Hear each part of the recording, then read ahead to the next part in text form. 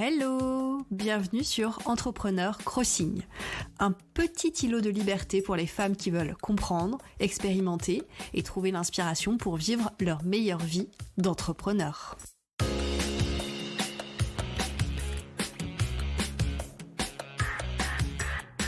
Je suis Caroline Imbert et une fois par semaine, nous explorons les différentes pratiques, théories et questions qui vont t'aider à développer sereinement un business qui te ressemble.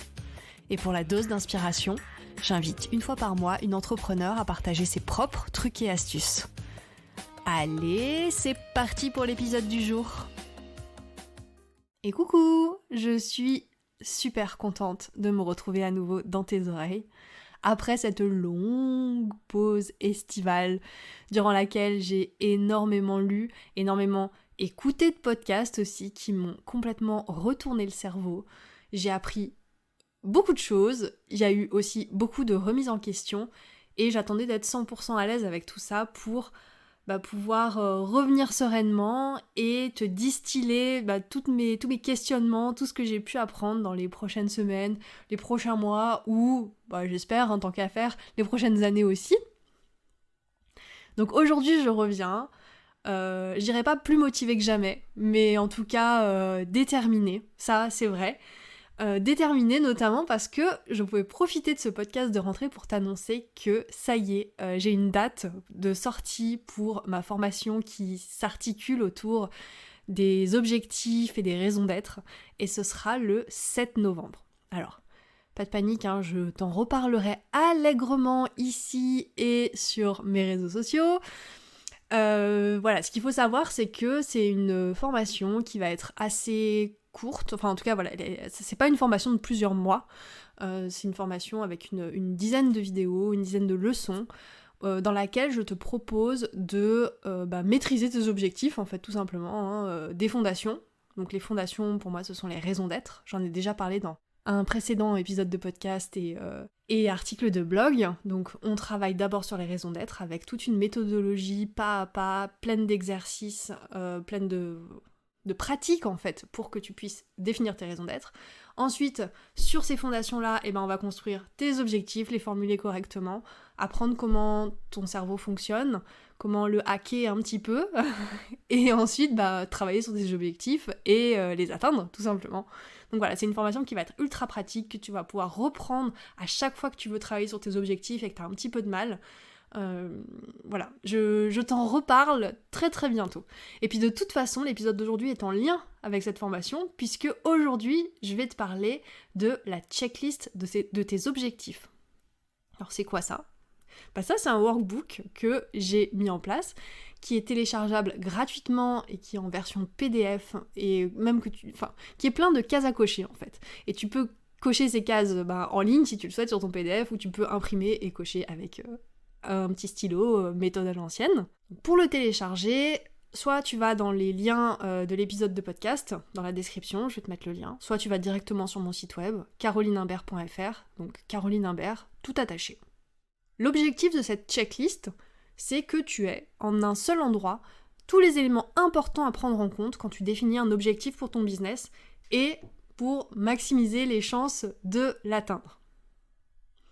Donc aujourd'hui, j'ai décidé de faire une version audio du workbook parce que je me suis dit que ça pourrait être intéressant si tu préfères ce moyen de communication audio. Et puis de toute façon, c'est extrêmement complémentaire avec la version PDF puisque de toute façon, je vais reprendre les différents éléments présents dans la version PDF et puis je vais y rajouter mes petits commentaires. J'espère que je t'ai teasé de ouf avec ma petite introduction et du coup, on va commencer directement avec le premier élément de la checklist. C'est un élément de mindset, d'état d'esprit. J'aime bien commencer par ça, parce que selon ton état d'esprit, tu vas pas du tout aborder la vie de la même manière, et tu vas pas du tout tirer les mêmes conclusions de tes actions. Dans un cas, par exemple, si tu échoues à compléter un de tes objectifs, tu vas juste te dire que t'es nul. Dans un autre cas, si tu es dans un autre état d'esprit, tu vas dire « Ok, j'ai pas réussi cette fois. Comment je vais faire pour réussir la prochaine fois ?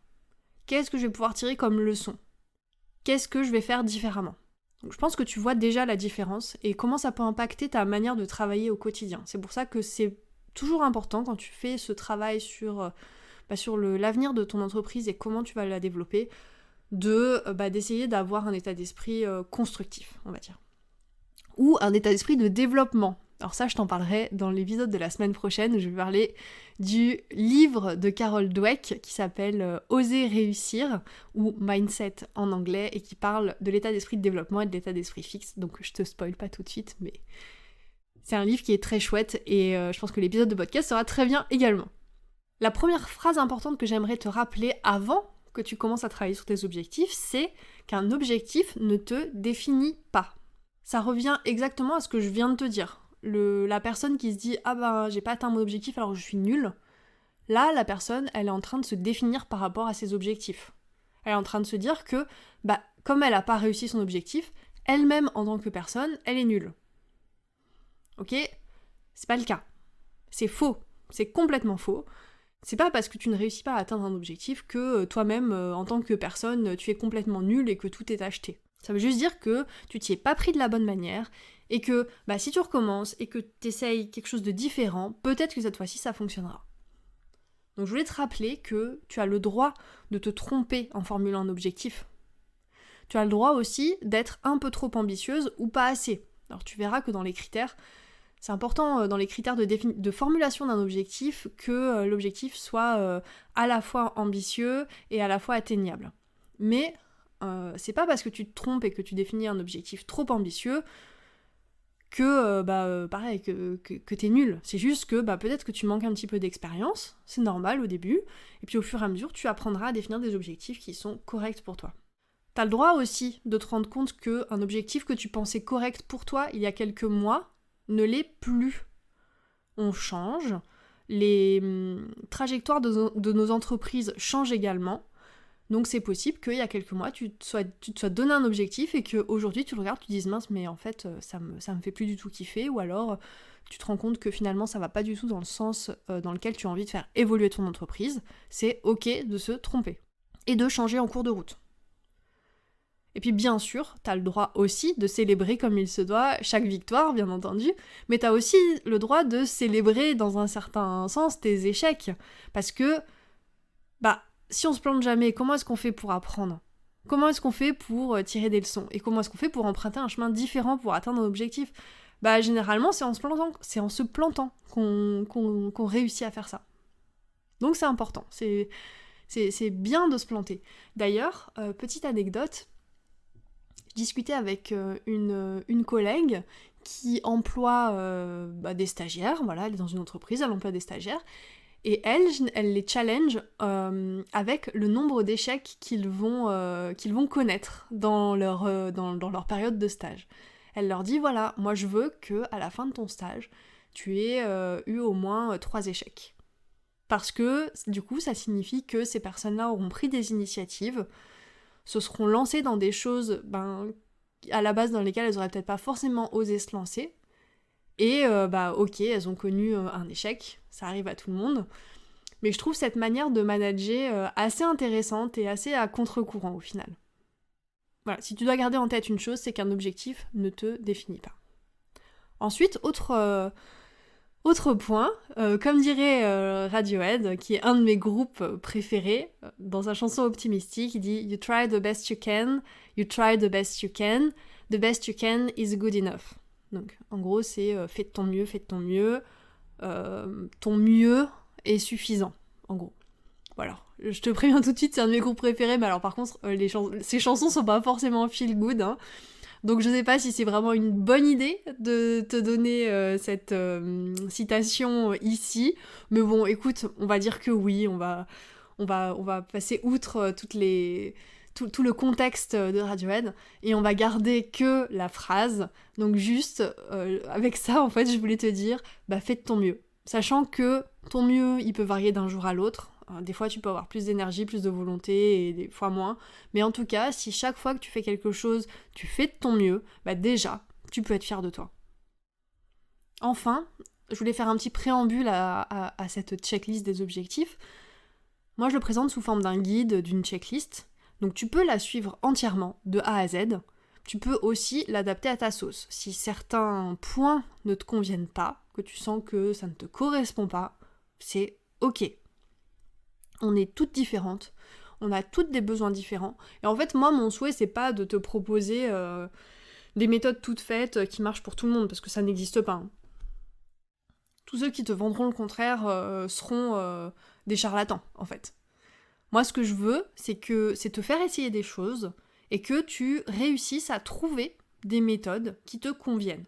Et que après tu puisses avancer sereinement dans ton quotidien. Si je t'ai présenté 10 méthodes et qu'il n'y en a qu'une qui te convient, bah pour moi c'est déjà gagné. Parce que du coup tu auras su trouver dans tout ce que je propose quelque chose qui te convient à toi.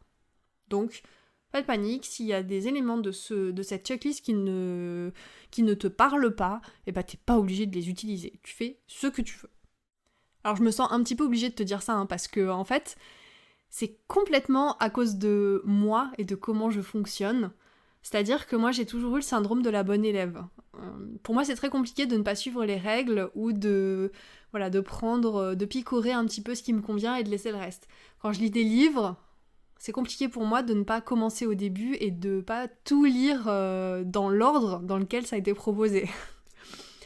Donc en fait c'est en pensant aux personnes comme moi, qui sont des bonnes élèves et qui suivent un petit peu tout ce qu'on leur dit, c'est juste pour te dire, si tu es comme moi, écoute, je te donne la permission, tu as totalement le droit, c'est dans les règles même de cette checklist que tu ne suives pas tout si jamais ça ne te convient pas. Voilà, je te donne le droit, vas-y. Maintenant qu'on a fait ce petit point mindset, état d'esprit, qui me semble absolument indispensable, on va passer aux fondations de ta maison, aux fondations de tes objectifs. Ce sont les raisons d'être. Alors, j'ai déjà fait un épisode de podcast sur le sujet, un article de blog également, et dans la formation que je vais te proposer début novembre, on va avoir toute une méthodologie pour définir ces raisons d'être. Je vais quand même te rappeler ce que c'est ici, qu'une raison d'être. Une raison d'être, même les raisons d'être, ce sont tes projets personnels que tu considères comme vitaux et qui sont les piliers de ta vie. Les raisons d'être, elles t'apportent du bonheur, un certain équilibre, et elles te permettent d'alimenter ton estime de toi à long terme. Les raisons d'être, c'est pas forcément professionnel, hein. C'est vraiment ce qui constitue l'essence de ta vie, les projets pour lesquels tu as toujours de la motivation pour travailler dessus, même si j'aime pas beaucoup le mot travailler, puisque là on n'est pas sur du pro pour les raisons d'être. On est vraiment, comme dit dans la définition, sur les piliers de ta vie. Et en fait, ces piliers, c'est important que tu en aies connaissance. Parce que les raisons d'être, ça va être les fondations de tes objectifs. Tu vois, je te parlais de fondation de ta maison. Si tu considères ton entreprise comme une maison, et donc les raisons d'être, ça va être les fondations de ta maison. Les objectifs, ça va être les murs, et puis voilà, tu vas travailler sur comment ériger les murs pour faire une maison solide. Mais si t'as pas des fondations solides, tes objectifs, ça va être compliqué. Ta maison aussi. Donc tu vois, tes objectifs importants, ils doivent s'appuyer sur une ou plusieurs de tes raisons d'être. Et ça, parce qu'en fait, ça va créer un cercle vertueux dans ta vie. C'est-à-dire que, vu que tes objectifs vont s'appuyer sur tes raisons d'être, par nature, en fait, tu auras de la motivation pour travailler dessus. Et cette motivation va t'amener à mettre de l'énergie dans tes objectifs, à potentiellement les atteindre. Et quand tu vas les atteindre, ça va gonfler ton estime de toi. Tu vas te dire « Ah ouais, j'en suis capable ». Et du coup, tu vas pouvoir définir de nouveaux objectifs, peut-être un petit peu plus ambitieux. Les atteindre, toujours avoir la motivation pour les atteindre, et toujours aller regonfler ton estime de toi quand tes objectifs seront atteints ou quand tu auras atteint un certain palier. Et en fait, c'est un cercle vertueux que tu vas créer. Et ça, les cercles vertueux, on aime beaucoup. Donc ça, c'est la première case à cocher dans la checklist. Est-ce que ton objectif soutient au moins une de tes raisons d'être ? Alors bien sûr, c'est pas obligatoire que tous tes objectifs viennent soutenir tes raisons d'être. Mais en tout cas, moi je suis persuadée que les plus importants pour ton business devraient cocher cette case. une fois que tu as travaillé sur tes raisons d'être et que tu t'es assuré que tes objectifs principaux viennent s'appuyer sur tes raisons d'être, on va passer à une autre étape, qui est généralement la plus connue de définition d'objectifs, la formulation. Et généralement, ce qui est connu, c'est la méthode SMART. Alors la formulation, c'est hyper important également. Ça va te donner des chances supplémentaires d'atteindre tes objectifs.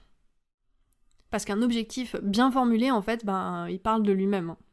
J'en ai déjà certainement parlé dans un précédent épisode de podcast, mais en fait, un objectif qui n'a pas une bonne formulation, généralement, c'est plutôt une résolution ou un fantasme. Parce que il sera pas temporellement défini, tu sauras pas quand est-ce que tu peux l'évaluer, et au final, en fait, ça va se retourner contre toi. C'est-à-dire que ça va... Tout à l'heure, on parlait de cercle vertueux dans les raisons d'être. Là, qu'en fait, quand on formule pas bien un objectif, on tombe plutôt dans un cercle vicieux. C'est-à-dire que on sait pas trop quand est-ce qu'on atteint notre objectif, et du coup, forcément, on l'atteint jamais, puisque dans notre tête, il est pas clair, ou il n'y a pas de... Enfin, il y a une espèce d'idéal qui change au fur et à mesure, vu qu'il n'est pas écrit ni posé nulle part. Et en fait, on va se dire « Ah, mince, j'atteins jamais mes objectifs, je suis nulle ». On va retourner dans cette croyance-là. Et au final, on aura de moins en moins de motivation pour travailler sur nos objectifs. Donc on va tomber dans un cercle vicieux. C'est pour ça que moi, je te propose de formuler tes objectifs selon les critères SMART, mais je rajoute quelques petits critères supplémentaires parce que pour moi, SMART, c'est pas suffisant. Donc, les prochaines cases à cocher, en gros, quand tu vas définir ton objectif, donc est-ce que ton objectif respecte les critères suivants ? Est-ce que ton objectif est spécifique ? C'est-à-dire que quand tu lis ton objectif, tu sais tout de suite de quoi on parle. T'as pas à réfléchir 103 ans sur « Ah, mais qu'est-ce que j'ai voulu écrire ?» Non. Bien formulé, concis, il n'y a pas trop de mots, il y en a assez, il est spécifique. Ensuite, est-ce qu'il est mesurable ? Ah, super important, parce que par exemple, si tu te dis « Ok, donc mon objectif, c'est de faire 10 000 euros dans l'année, par exemple, avec telle activité de mon entreprise. » Bon, écoute, une fois que tu as atteint 10 000 euros, il n'y a pas à tergiverser, tu as atteint ton objectif. Par contre, si tu te dis « Ah tiens, j'aimerais bien gagner de l'argent avec cette branche-là de mon entreprise cette année. » Bon là, du coup, quand est-ce que tu l'atteins ton objectif ? Tu ne sais pas. Et il y a fort à parier que, imaginons que tu aies gagné donc 10 000 euros avec cet objectif et que tu dises « Non, mais je pense que c'est pas assez encore. Je vais continuer un petit peu. » Et puis au final, tu n'atteindras jamais ton objectif et on va tomber dans le cercle vicieux dont je te parlais précédemment. Troisième critère, est-ce que ton objectif est ambitieux et atteignable ? Oui, parce que du coup, moi j'ai 2 mots pour le A. En fait, un objectif qui n'est pas assez ambitieux, en fait, tu vas pas avoir de motivation pour l'atteindre. Et un objectif qui est trop ambitieux, alors là, tu vas te mettre une pression monstrueuse et il y a fort à parier que tu fasses du surplace et que tu restes paralysé parce que tu te dis « Mais il est trop gros mon objectif ». Donc, ambitieux et atteignable. Un juste milieu de défi pour l'objectif en fait.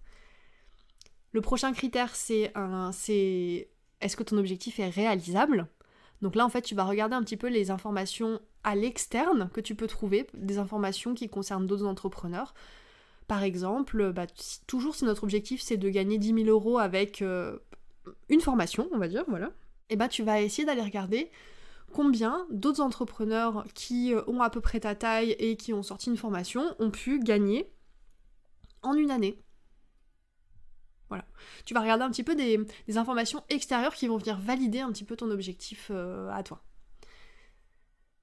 Le prochain critère, c'est que est-ce que ton objectif est temporellement défini ? Ça, c'est important aussi, parce que voilà, si tu dis je veux gagner 10 000 euros, mais que tu donnes pas de date, quand est-ce que tu vas pouvoir revenir sur ton objectif pour savoir si tu l'as atteint ?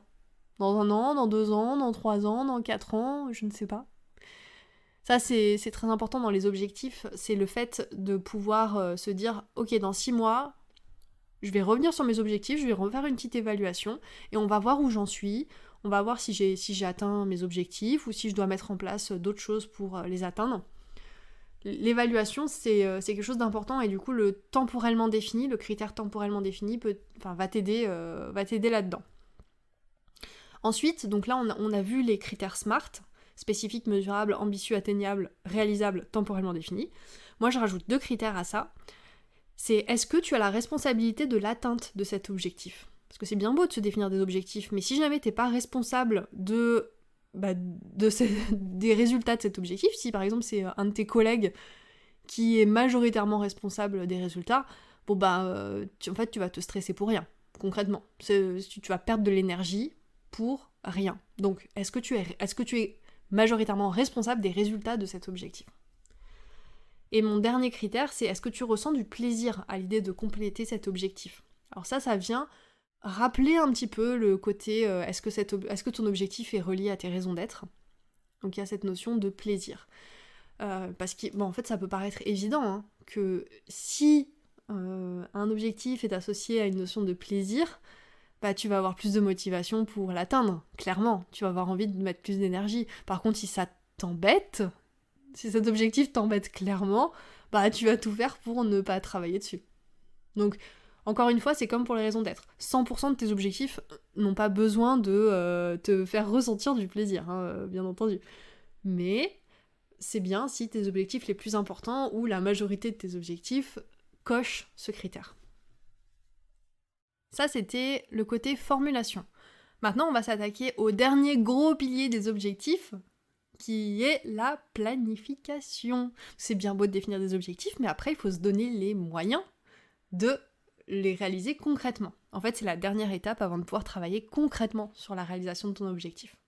Et c'est là que je vais te parler de biais cognitifs, d'un biais cognitif en particulier. Parce que c'est pareil, je ferai un autre épisode de podcast dédié aux biais cognitifs et j'en parle aussi dans ma formation. Donc c'est quoi déjà un biais cognitif ? Peut-être que tu ne sais pas encore ce que c'est. Donc c'est une sorte de raccourci que ton cerveau prend lorsque tu dois prendre une décision rapidement. Donc c'est quelque chose sur lequel t'as pas beaucoup de prise en fait, puisque c'est quelque chose qui est juste obligatoire pour ta survie, parce qu'en fait tu peux pas prendre consciemment toutes les décisions qui s'imposent à toi chaque jour, c'est impossible, le cerveau reçoit beaucoup trop d'informations différentes et des fois il faut qu'il prenne des décisions tout seul, et du coup des fois il y a des petits ratés. Donc ça généralement c'est ce qu'on va appeler les biais cognitifs. Et je vais te parler d'un biais en particulier qui s'appelle le biais d'actualisation hyperbolique. Et tu vas voir que celui-là, il va t'aider dans la planification de tes objectifs. Donc le biais d'actualisation hyperbolique, il nous informe que on préfère une récompense immédiate, même si elle est toute petite, plutôt qu'une récompense ultérieure qui serait plus importante.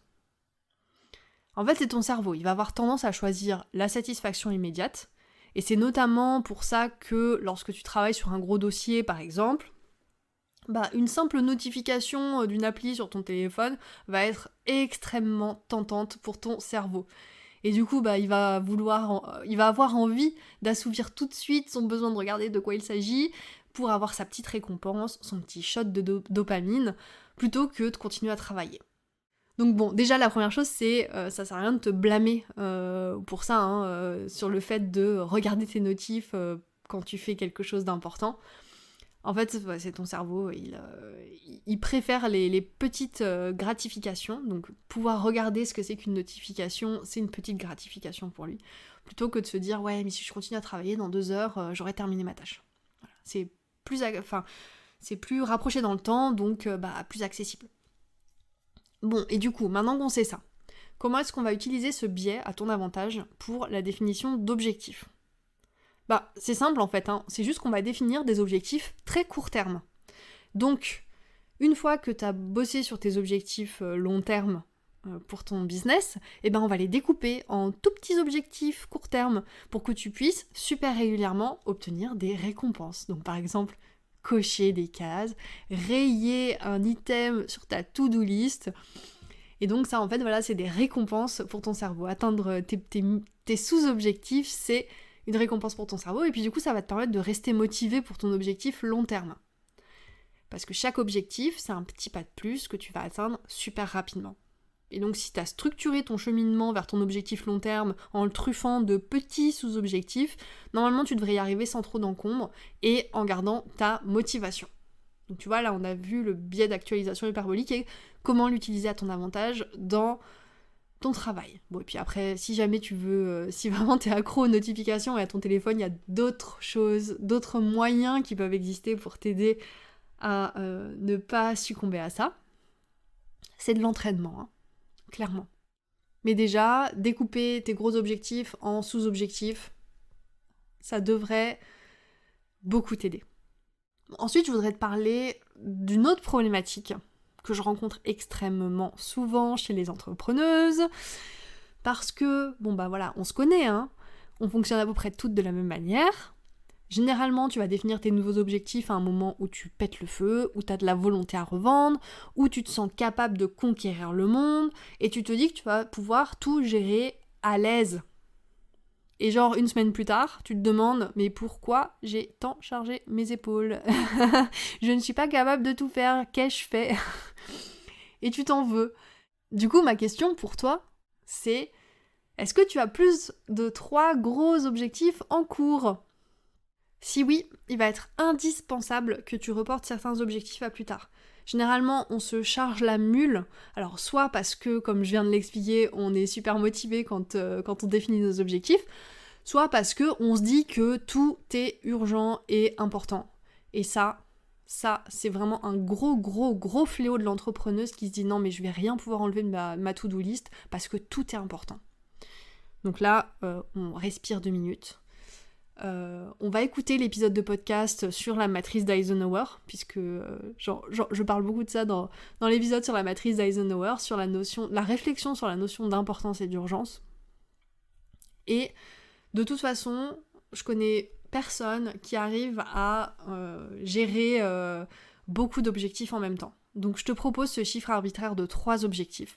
Si tu as plus de 3 gros objectifs en cours, il est impératif, je sais que c'est difficile, de reporter certains objectifs à plus tard.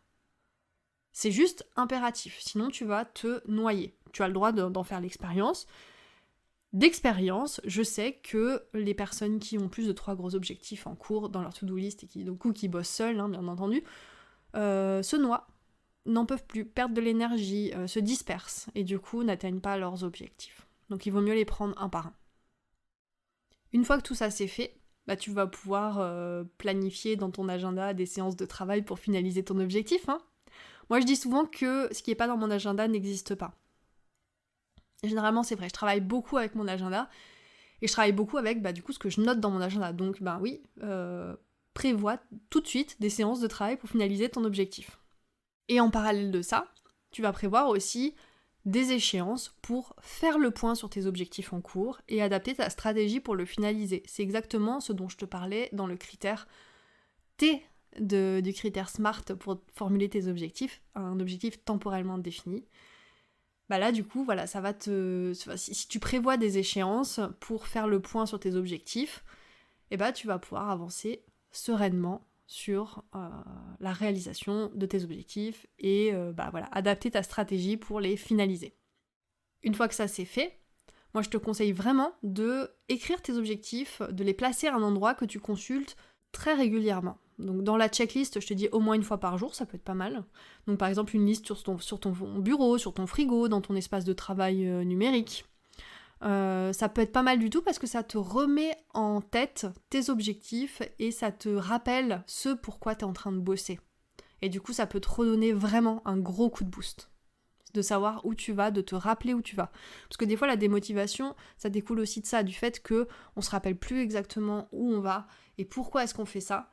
Donc se le rappeler régulièrement, ça t'aide à garder le cap et à rester sur son chemin.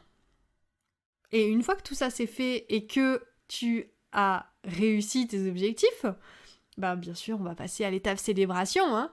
Donc, chez moi, généralement, c'est souvent une petite part de gâteau ou une petite douceur. Hein. Bon, après, je te laisse définir ce qui te fait plaisir pour célébrer tes objectifs. Mais surtout, c'est important que tu marques le coup. Il y a des personnes qui s'offrent un objet en particulier. Moi, c'est vrai que j'aime bien manger des gâteaux. Mais c'est bien de marquer le coup et de se poser 2 minutes et de se dire « Ah ouais, c'est moi qui ai fait ça et je suis fière de moi ». Parce que c'est important pour ton estime de toi et pour la suite, pour ta motivation future et pour ton business et pour ta vie, tout simplement. Et voilà, finito. je suis arrivée au bout de cette checklist. Alors j'espère que ça t'aura plu, que ce format t'aura plu et t'aura donné envie d'aller télécharger la version PDF de la checklist. Je te rappelle que le 7 novembre, je lance une formation qui reprend un petit peu tout ce qu'on vient de dire, mais beaucoup plus en détail et avec plein d'exercices, avec des méthodes, des exercices pas à pas pour travailler sur tous ces sujets. Alors si la formation t'intéresse et que tu veux bénéficier d'un petit cadeau à son lancement, tu peux t'inscrire sur la liste d'attente et je te mets le lien en description de l'épisode. Je te remercie pour ton écoute et puis je te dis à la semaine prochaine. Et oui, c'est déjà la fin de l'épisode. Mais je profite de ces quelques secondes pour t'envoyer toute ma gratitude et te dire que si tu souhaites soutenir ce podcast, tu peux, en plus de l'écouter chaque semaine, prendre 2 minutes pour me mettre 5 étoiles sur ta plateforme d'écoute et me dire en commentaire ce que ce podcast t'apporte. Je lis chaque commentaire posté et c'est pour moi un concentré de joie et de motivation, donc par avance, merci pour ta contribution. Si tu es à la recherche des ressources citées dans l'épisode, tu peux les retrouver dans la description. J'ajoute un dernier mot pour te dire que si tu veux me contacter à propos du podcast ou pour me suggérer un sujet à traiter, tu peux m'envoyer un message sur Instagram ou par mail. Là encore, tu trouveras toutes les informations en description. À la semaine prochaine!